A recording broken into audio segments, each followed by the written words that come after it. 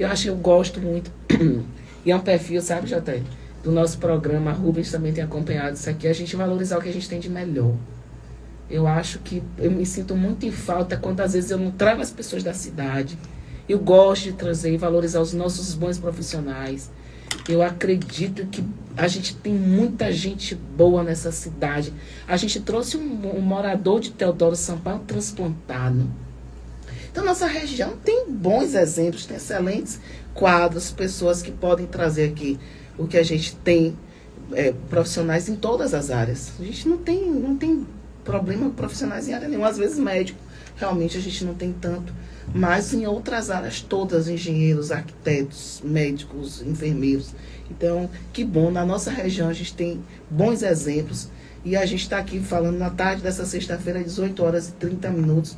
Falamos um pouquinho a respeito do Setembro Verde, mas estamos aqui com Silas Sampaio falando sobre essas questões do suicídio. E o Rubens fez aqui uma colocação, trouxe uma série de filósofos. Mas você tem mais alguma pergunta, alguma colocação, Rubens? Continue com a gente. A questão da psicologia. Vontade de morrer não é querer se suicidar. Então, onde é que se diferencia isso? Bom, Tem diferença? Tem diferença em vontade de morrer e querer se suicidar? Essa é uma boa pergunta. Um exemplo, na Bíblia tem, eu cito muito a Bíblia, né? Sim, claro. No caso aí é Simeão, ele quando viu Jesus, Maria levou Jesus, ele disse, quando ele viu Jesus, Salvador do mundo, ele disse, despede seu servo, pois agora eu vi a glória de Deus. Ele quer se despedir, quer ir para Cristo, para Deus, né? sim. No caso, ele não quis suicidar, né? Ele queria morrer, mas não queria suicidar. Elias Sim, também, mas isso. eu- Justamente é clássico, ele queria morrer e tal, aí deu trabalho a ele, deu objetivo, né? Vai trabalhar, né? Como assim? Não entendi. Elias depois, história bíblica, porque a gente Sim. conhece, a gente está muito bíblico aqui, a gente fala em Não, religião. não tem problema nenhum, não. Que a gente não é programa religioso. Não. Aí o que acontece? Elias, ele fez aquela disputa com os profetas de Baal, matou 400 profetas, é o topo, ele foi pro topo, Sei. ele está lá no topo, desceu o fogo do céu, aí chega a rainha e diz que vai matar ele no outro dia. Sim. Aí vai para depressão, ele corre e entra em uma caverna, e na caverna ele está chorando lá, se lamentando, que só tem eu aqui, eu quero morrer. Aí Deus chega para ele, o que é que faz aí dentro da caverna? A caverna é depressão, né? Está na depressão. Deus chama ele para sair. O que é que você está fazendo? Ele começa a repetir aquele choro lá dentro. Ele diz, não, tem 7.000 pessoas que não se dobraram o joelho. Aí depois começa a dizer o que é que ele vai fazer. Ou seja, dê o objetivo, pare com essa conversa e vá trabalhar, né? É um Elias, né? Então, é uma saída, né? Algumas das. É. Mas é isso que a gente falou, mas só que às vezes a gente estava falando que o número de desalentados no país ele é muito maior, às vezes até do que desempregados. Existe uma diferença entre um desalentado, que é aquela pessoa que não está nem mais procurando emprego, porque teve tanto tempo buscando, que entrou em total desalento. Né? Então tem isso também. É isso, mas no caso é uma aí... situação difícil, né? Explica pra gente por quê, sabe? É. Entre a diferença do querer morrer e suicidar-se. Querer suicidar. Que por um termo parecer com outro, né? A gente até se confunde um pouco, pensa que é a mesma coisa. Sim. Mas, então, eventualmente, em alguma situação da vida, né, a gente vai pensar na ação de tirar a própria vida justamente para se livrar, né, daquela situação. Né? Existe aquela impressão, né, de que você vai se livrar da dor, né, a partir do suicídio. Né? Mas, porém, contudo, entretanto, todavia, né, temos uma outra questão aí, né, de que a passagem, né, ao ato suicida, né, ela não é espontânea, como a gente falou mais cedo. Né? Então, existe ali, muitas vezes, a pessoa se percebe ali ao redor dela, de que não existem recursos para sair daquela situação, né? Como, por exemplo, pessoas com dívidas muito altas, né? Cifras aí de 6 dígitos, por exemplo, né? Que veem no suicídio uma forma de sair daquela sensação de responsabilidade, né? Até um pouquinho que a gente falou mais cedo, né? De sofrer as consequências dos próprios atos, né? A gente falando sobre a questão ambiental, né? Mas traduzindo um pouco para cá, né? De situações que a pessoa terminou se inserindo, se envolvendo ali por mil e outras possibilidades também, né, e que terminou, né, se dando mal. Né? Então, essa situação de você se perceber sem saber o que fazer, né? Sem apoio, sem acolhimento, sem uma rede de apoio disponível ali para te acolher, né? Termina reforçando a posição de solidão ali e, consequentemente, né, em eventuais situações, acontece a passagem ao ato, né? Só uma questão que pode abrir um problema para a gente, né, é justamente uma interpretação errada do que o Rubens trouxe agora há pouco, né, que é essa questão de você ter um propósito de vida, né, e isso fazer a diferença para você se manter vivo ou não, né? Principalmente hoje em dia, né, eu digo nesse recorte da gente mesmo, de 2018 para cá, uma chama muito forte se acendeu, que é a do mercado informal, que é a do empreendedorismo, que é a do próprio neoliberalismo, politicamente falando, né, que as pessoas por si só conseguem resolver os próprios problemas sozinhas, né? Então o problema aparentemente nasce na pessoa, o problema se desenvolve só para a pessoa e ela sozinha consegue se livrar das coisas, né? Só que o problema justamente é encarar o problema do suicídio com a resposta de um propósito na vida, de uma coisa para fazer, né? Achar que é só levantar cedo de manhã, sacudir a poeira, ir para cima, ir para a luta aqui, uma hora ou outra e se desocupa. Em conversas informais mesmo, é uma das coisas que eu mais escuto. Porque você não tem problema na vida, vai arrumar uma mulher para casar, vai arrumar um filho para criar, vai arrumar um empréstimo para pagar, alguma coisa assim, né? Que aí você toma rumo e aí... Meu pai tinha muito essa conversa. Meu pai é policial militar aposentado. Sim. E aí, como, né, policiais militares tradicionais, ele queria que eu seguisse a carreira. Sim. E aí ele conversava comigo e dizia assim: filho, quando você passar no concurso da Polícia Militar, você vai pegar o empréstimo consignado e fazer o menino. Isso, beleza. Isso aí vai lhe dar rumo na vida, você vai pagar o empréstimo e manter a vida viva, né? E aí, passou 18 anos e disse: pai, você é psicóloga.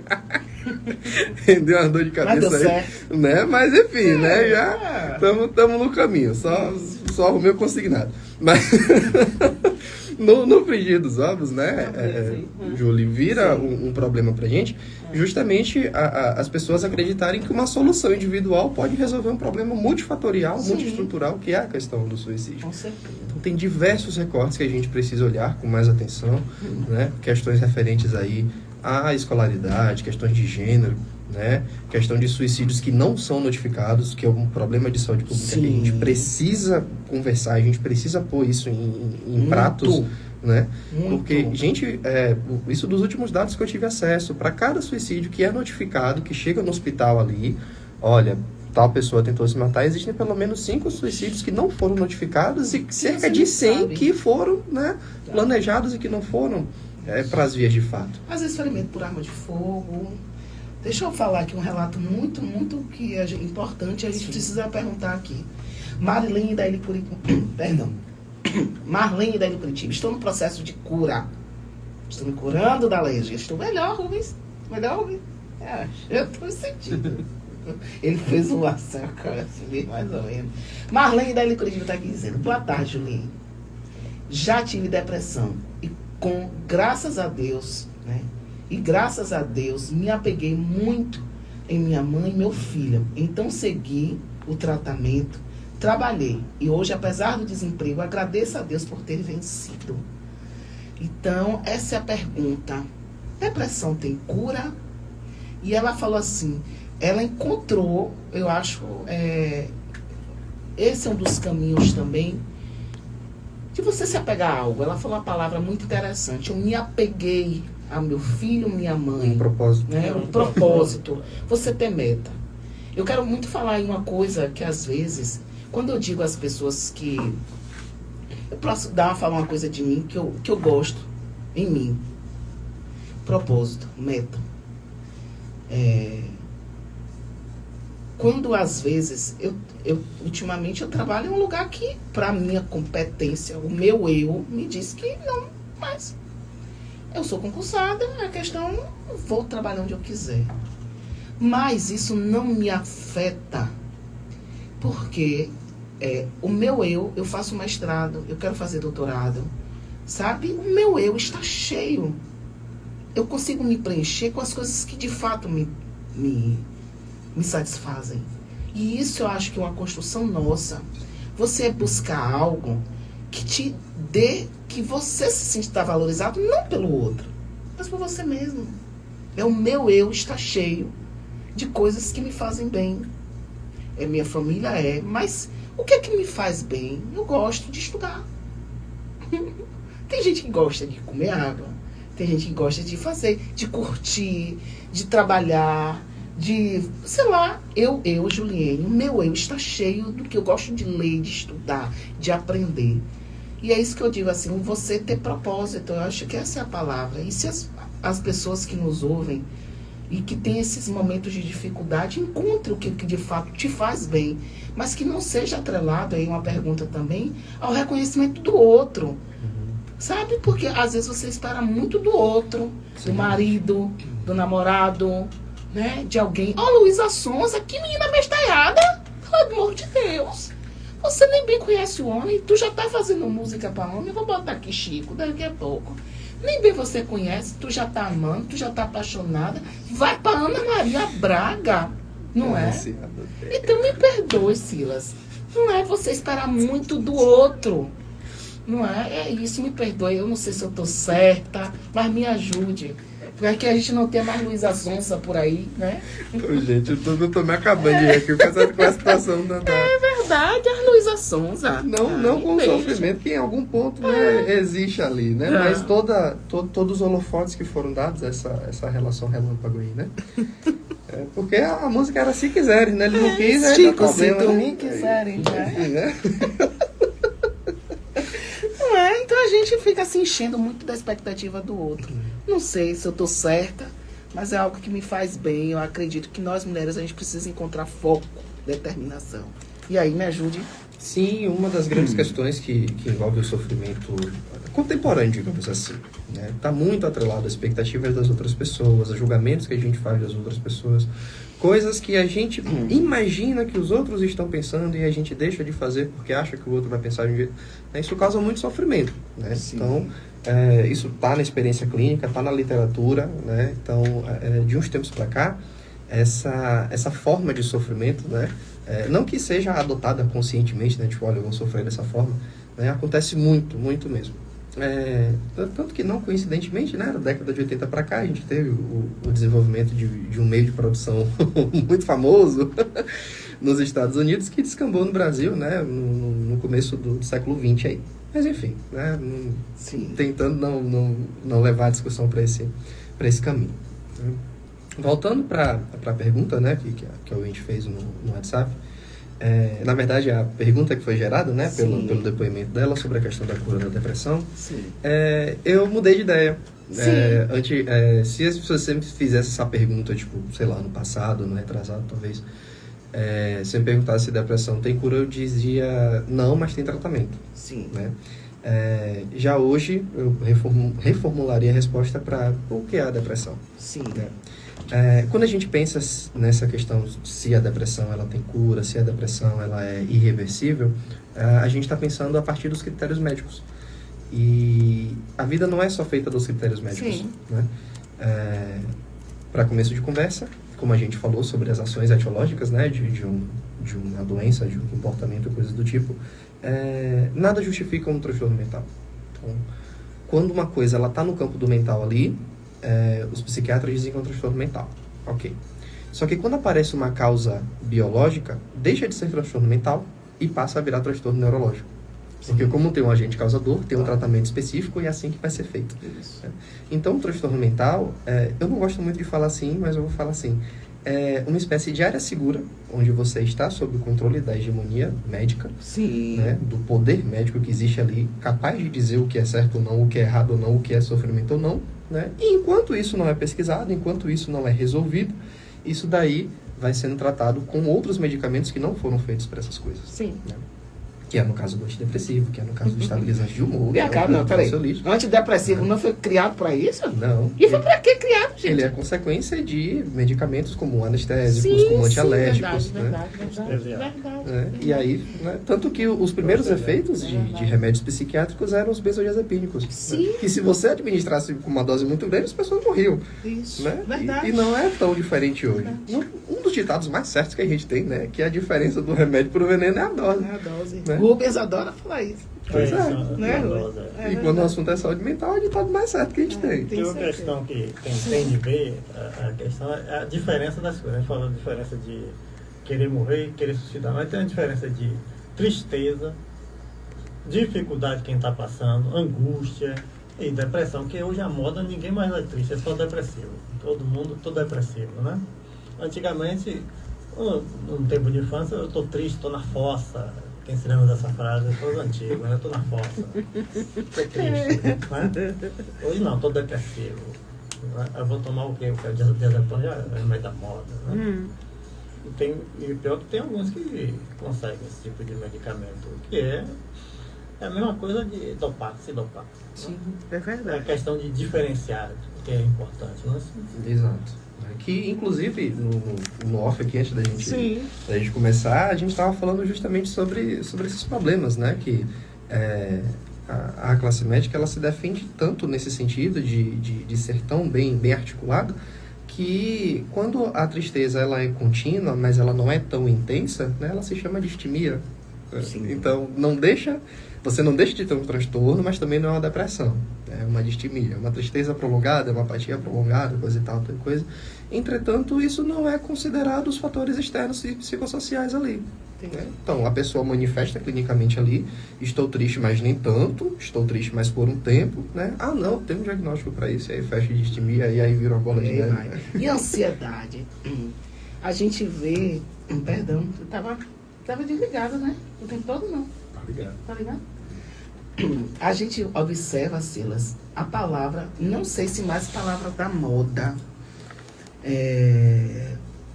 O pessoal está aqui perguntando, Danilo Borges está aqui perguntando se eu sou pré-candidata. Eu acho que a política, a gente trabalha o tempo inteiro e está fazendo quase os projetos. Eu acho que a gente vai ter tempo disponível, Danilo, para a gente poder tratar a respeito de política. Danilo está ansioso. Danilo Borges, acho que a gente está aqui batalhando, pensando. Eu sempre gostei de pensar a cidade de uma forma diferente, sem precisar, a gente sempre reconhecendo o que o outro tem de bom, mas a gente acreditando no processo de mudança. E a gente somos seres portadores de uma mudança. Eu acredito nisso.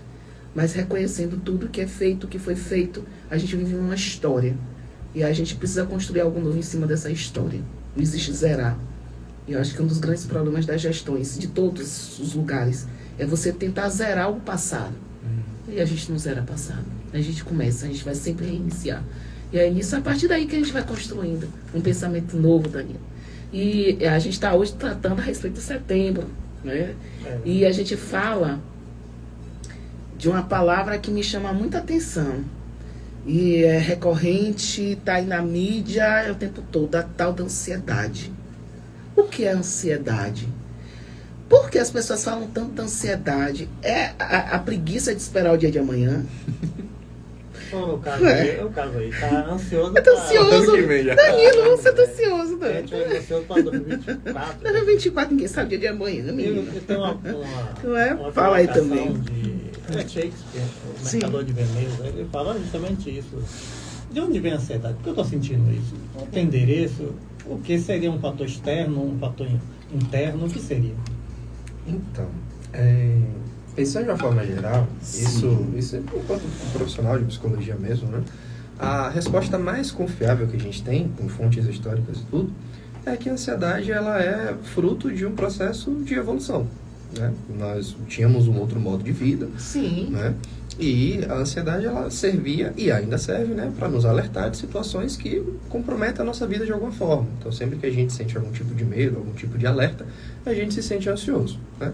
E aí ganhou esse nome de ansiedade justamente, né, pelo conhecimento técnico-científico que foi adotado pela sociedade ocidental da gente. Né? Tem um método específico, né, que é chamado de modelo hipotético dedutivo, que, enfim, tentativa e erro, prova de hipótese e tal. É o que a gente tem até hoje. A ansiedade foi colocada, apresentada à comunidade científica como esse nome. Sim. Né? E a ansiedade, ela é um fruto orgânico, digamos assim. Né? É carregado historicamente e isso está entre nós. Né? Porque muitas vezes a gente, discutindo sobre ansiedade, imagina que a ansiedade é como se fosse uma gripe, como se fosse uma diarreia, como se fosse uma pressão alta, né? Que a gente adquire com os hábitos e precisa se livrar daquilo. Mas, gente, é nessas e outras que eu arrumo uma confusão. Mas a gente não se livra da ansiedade. Não. Né? Por bem, por mal, quer a gente queira ou não. Você vai viajar. É um fator humano. Você fica ansioso para o outro dia chegar. Como é que vai ser Exatamente. aquela expectativa, né? E aí que nasce o problema. Sim, me conta. Me inventaram uma linha imaginária, literalmente uma linha imaginária, que separa o que é normal e o que não é normal. E onde é que tá? E o que é que você consegue diferenciar? É aí que está o problema. Essa diferenciação, ela é feita por profissionais de saúde através do diagnóstico clínico. Então, Sim. se você for em um profissional, vamos supor um psicólogo, e você descreve uma sensação que você está tendo de ansiedade. Quais são, por exemplo, essas sensações? Taquicardia? E essas descrições, que a gente conhece como a taquicardia, a falta de ar, o suor nas mãos, nos pés Sim. e tal, são critérios diagnósticos definidos pelo DSM. Meu irmão, vou te Então, contar. quanto mais critérios, mais intensa supostamente Quando ela eu é. entro no avião, eu tenho pavor de avião. Eu vou, mas é muita ousadia também eu não andar nele. É muita ousadia. Sabe, eu não dou ousadia ao medo. Mas a mão pinga. Ela não anda, ela pinga, ela lacrimeja assim, ó. Os pés, oxe, vira lama no sapato. Então eu tinha de tomar um ansiolítico. Visa essa boca palavra. É o quê? Mas sim, Sim. não atravessa essa linha patológica, Sim. digamos assim, justamente porque é em uma situação específica. É só quando você está dentro do avião, é só quando você, né, Entendi. pensa nessa situação, né? Mas se até a foto do avião te causa esses sintomas, aí já seria considerado patológico, né? Mas, porém, contudo, entretanto, todavia, a gente tem essa questão aí de quem é que define que isso é normal ou não. Sim. Porque esse definir o normal ou não é o que dá o aval de você sair se entupindo de remédio ou não. Entendi. É um dos grandes problemas que a gente tem em saúde mental, né? Que os remédios ficam na mão dos pacientes. Então, muito depende do profissional que você está sendo acompanhado. Exatamente. Resumindo, Exatamente. Porque a visão do profissional é a base do acompanhamento. Sim. Né? Então, tipo, uma das grandes questões aí, que é mais um campo espinhoso para a psicologia, que é o diagnóstico multiprofissional. sim. Né? Se vários profissionais de saúde mental concordam com o diagnóstico, muito provavelmente você vai conviver com isso. Mas me diga, quem é que vai ter dinheiro para ir num psicólogo, num psiquiatra, para ir no neuro, para ir lá na Casa do Chapéu, atrás de um diagnóstico? Um diagnóstico que ele pode ser reversível. Sim. Não existe diagnóstico que vá para a vida toda. Verdade. Né? Que é um problema que a gente sofre, principalmente nos interiores. Quando você é diagnosticado com alguma questão, já foi. Você vai viver a vida toda com aquilo como se fosse um rótulo. Você deixa de ser uma pessoa com RG, CPF, marido, esposa, filho, para ser a pessoa que tem um diagnóstico de bipolaridade, de depressão, de esquizofrenia, enfim. Coisas para discutir aí. É muita coisa, viu? É. É muita coisa, eu já entendi tudo agora. E aí, Rubens, tem alguma coisa? Algum Calor da raiva, som alto, da irritação, Sim. tentativa de assassinato, esse negócio. Ave Maria. Porque é o ambiente, entendeu? Porque Sim. antigamente eu pensava que o ambiente influencia. Então, o calor pode te dar nervoso, o som alto, aquele som estridente, te dá Fome, privação de sono. Então, para não ir para o médico e ser entupido de remédio, porque às vezes Exato. pode estar dentro do ambiente, né? Para ter esse cuidado, né? A gente que trabalha com anestesia, eu trabalhei muitos anos em centro cirúrgico, sabe? Ai, Danila, não, pode ficar tranquila. Ele não se chateia comigo, não. A cidade está se desenvolvendo bastante bem, sou de Conceição do Jacuípe, mas trabalho viajando, visitando várias cidades no interior da Bahia. E Conceição do Jacuípe está um grande patamar de cidade grande, exatamente, verdade. Ô filho, me perdoa. É porque pode me mandar no direct, a gente conversa sobre gestão pública. Meu mestrado é na parte de gestão de políticas públicas, e eu acredito que a gente precisa pensar políticas. Eu acho que a gente, infelizmente, em todos os âmbitos, nacional, estadual, a gente tem deixado de discutir realmente o que vem a ser política pública. Em todos. Infelizmente, a gente está perdendo a mão do que vem a ser gestão de políticas. E de políticas que, quando você fala política pública, é política para o povo, para as pessoas. E a gente se vê num momento extremamente difícil. Mas, Águida, Bota aí, quem é? Agnaldo Valdez, bota aí esse áudio pra gente. Já são 18 horas e 54 minutos, né? Tô aqui ligadinho, viu, Julinho? Só fala de Tô tudo. aqui Isso é ligadinho, toque. você em Rubi, viu? Toque. Que é aquele boa noite, Mas tô todo aqui mundo ouvindo, tá show de compulsivo. bola, meus amigos. Já vai dar um remédio. Eu fico muito feliz. Eu acho que, Agnaldo, eu fico muito feliz quando o nosso programa consegue chegar nas pessoas. A Edmário Reis me mandou uma pesquisa que foi feita enquanto personalidade da cidade e eu continuo pontuando bem. Eu acredito muito por causa desse trabalho que a gente desenvolve na rádio. E as pessoas gostam, sabe, Silas? E hoje é só o começo. Às vezes, como eu estava dizendo aqui, a gente também vive eu também tenho meus momentos de repensar o que a nossa função. E eu assisti um vídeo essa semana, um filme na Disney. Eu comprei o canal só para assistir um filme de 3 mulheres que trabalharam na NASA. Na década, lá em 1960 e pouco. Matemática, contabilidade. As 3 mulheres matemáticas. Maravilhoso. Que filme, que exemplo num país que segrega mulheres e homens por cor. Sim. E mulheres matemáticas. E eu fiquei assim. E eu fico arrepiada porque eu digo, gente, a gente tem que ter nosso papel na sociedade muito bem definido. E às vezes quando você olha para o lado, você se sente enfraquecido. Porque a gente também tem nossos momentos difíceis. E eu acho que isso é natural do ser humano, a dificuldade. E eu assisti aquele filme, eu fiquei assim, gente, que filme. Jota, eu vou mandar, eu vou falar aqui, eu me esqueci o nome do filme, mas eu vou dizer a vocês. E que é um exemplo de força de determinação. A primeira mulher engenheira preta dos Estados Unidos, sabe? Uma matemática, uma mulher. A mulher fazia conta, assim. E sempre... E ela, para ir no banheiro, ela tinha de andar 1 quilômetro para ir no banheiro, porque era o banheiro de preto, né? Então, tudo isso. E a gente observa assim, gente, o quanto que essa sociedade da gente precisa rever esses valores, sabe? De não desistir no primeiro percalço, não desistir no primeiro dificuldade. E aí Nilton está aqui dizendo, enquanto o eleitor vender seu voto, nunca teremos condições de ter uma política de qualidade. Infelizmente, pessoas que se vendem por migalha, triste, é verdade. Pessoas que se vendem, Nilton, sabe pelo quê? Estrelas Além do Tempo, a M. Kézia está aqui dizendo, Estrelas Além do Tempo, um filme imperdível, imperdível. São 3 mulheres pretas, maravilhosas, na década de 60, nos Estados Unidos, que viveram todos os tipos de provação para poder serem exemplos. E é isso aí, imperdível. Assistam, nós mulheres aí merecemos assistir esse filme aí para poder ressignificar nossa função. Com certeza. E, meu filho, me perdoe, já falei demais. 18 horas e 57 minutos, convidado para a semana que vem. Porque é uma pauta incansável, né, Rubens? Eu acho uma pauta incansável. Mas obrigado, que tarde que passou assim, ó. Ó, Danilo, depois a gente conversa, me manda o direct que a gente conversa, né? Mas vai lá, meu irmão, se despeça que a gente vai se encontrar aqui mais vezes. Com certeza, eu vivo brincando com o Julinho. Digo, minha filha, só me avisa o dia que a gente vai. Bom do gado, bota esse áudio de boca, eu não posso perder, não, meus ouvintes, não. Peraí, tá? Boa noite, Julinho. Tô por aqui, mas tô ligado, viu? Tô ouvindo aqui seu programa. Show de bola.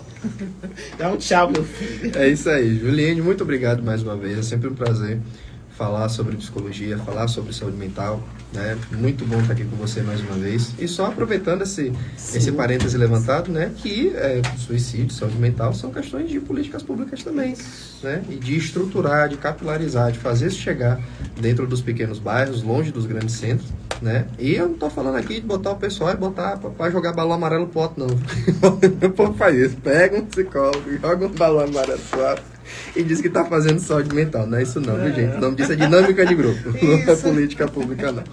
Mas é isso, muito obrigado mais uma vez e até a próxima. Tchau, gente, fiquem com Deus. Até sexta-feira que vem. Com esse tema a gente continua. Ou esse tema não é repetido, não. É muita pauta, a pauta é grande, Ainda é sobre extensa. setembro, né? Setembro na pauta da gente. Fiquem com Deus. Até sexta-feira que vem. Obrigado por tudo.